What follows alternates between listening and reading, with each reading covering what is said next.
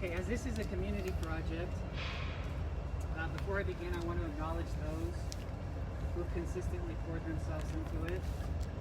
Pastor McClure of Revelation Church Ministries, the Memorial Project's co-founder and base of support. City Council members Spivey and London, our most consistent supporters in city government. Margaret, Abigail Joy, and the rest of the Jefferson County Memorial Project, and those at the Equal Justice Initiative who have made this possible. Doug and Michelle, who worked to create the Memorial Project's library installation and public events. And Desiree and Mark, for among other things, the moving, important words they delivered during the Memorial Project soil collection ceremony. On March 25th, 2020, in Minneapolis, Minnesota, George Floyd made a purchase at a convenience store and was suspected of using counterfeit money to do so. On this suspicion, the merchant mustered a response from authorities. Mr. Floyd is detained and handcuffed. A police officer then kneels on his neck for nearly 9 minutes.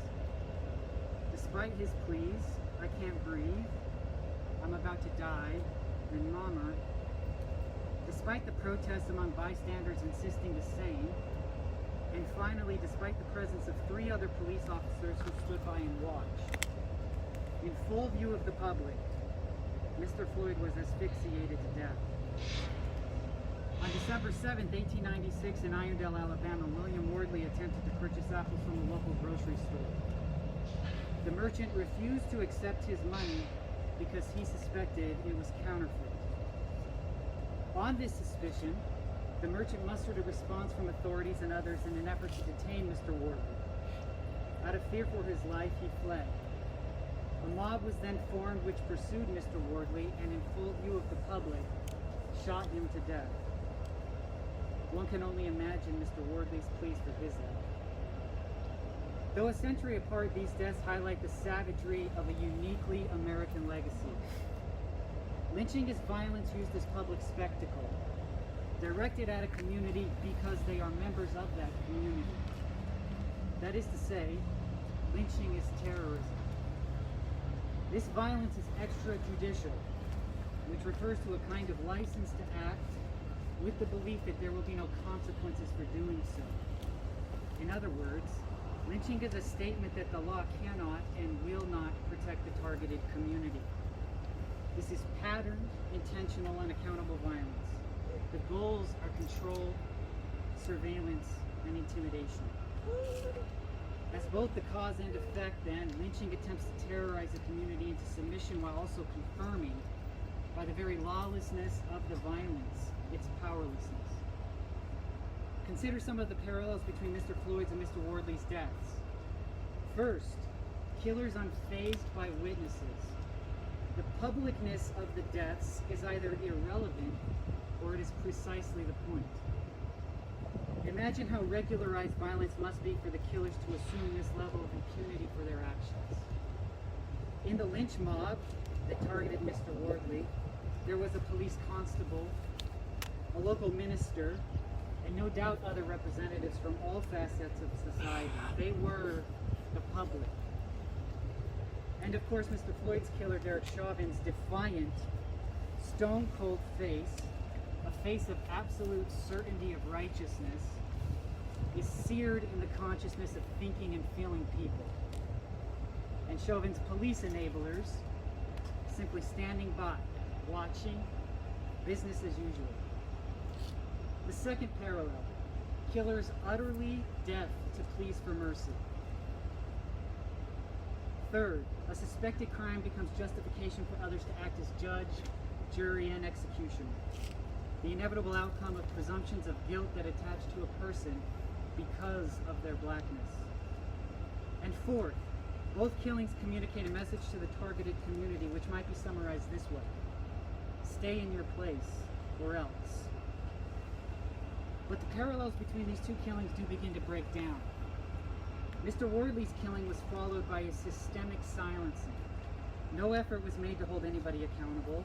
The white press, government, and citizenry all complicit. The federal agents sent in to investigate the counterfeit claims either were entirely preoccupied with the alleged crime and not at all the killing, Mr. Wardley, moreover, as Margaret Norman, a co-founder of this Irondale Memorial Project stresses, suffered another kind of silencing, an historical erasure. Traveling through Irondale, presumably going from one place where he had been known to another place where people were waiting, but he never arrived. Did those expecting him know what happened? Maybe they saw newspaper accounts, maybe not. A death certificate can't be found and likely doesn't exist. The official report from the Treasury on Mr. Wardley's alleged crime even uses an alternate name for him, a further erasure. We can only really know the shadow of Mr. Wardley. Out of a refusal to forget, by contrast, Mr. Floyd's killing triggered mass uprising. An uprising that braves sickness and death from COVID-19 because the other pandemic, our American legacy, routinized, state-sanctioned racial terror violence, is an equally immediate threat. Though just as public, though just as brazen, because of the outcry, because of the riots, because of the protests, unlike those who killed Mr. Wardley, Mr. Floyd's killers are now, at least at the level of possibility, being brought to justice. Possibility is the appropriate word here. Though with our very own eyes, as we watched the video of Mr. Floyd's killing, we were witness to reality, so too was the case with Philando Castile's, Tamir Rice's, and Eric Garner's killings, among others. And we know the outcome of those. What we all witnessed, it would seem, didn't actually happen at all. Such is one function of racism, to make the absurd seem possible.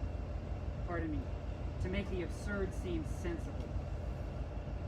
This is a memorial project, which is an act of confrontation and remembrance. In remembrance, we dedicate this to William Wardley to ensure that those involved in his killing and in the silencing that followed, the police, the government, the churches, we aim to ensure that they do not get the final word. In remembrance, moreover, against the historical erasure Mr. Wardley has been subject to, this memorialization can begin to chip away at this erasure, piecing together the fragments that remain. In confrontation, we unearth Irondale's history of racial terror violence, a crucial, worthy goal in and of itself. But we also confront this history as demonstration that the past was easy, and so too the future. The systems of violence that killed Mr. Wardley didn't die and wither away, but everywhere we look, if one is only willing to look, continue to haunt us. Indeed, those systems killed Mr. Floyd. It seems fitting that we're engaged in an act of confrontation and remembrance today when there is so much effort on forgetting. As a memorial project, we resist the irresponsibility of forgetting. We resist efforts to silence and to move on. We can't talk about hope. We can't talk about reconciliation if you don't acknowledge reality. And that reality is pretty bleak.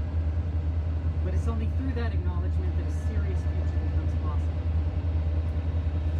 We'll now unveil the marker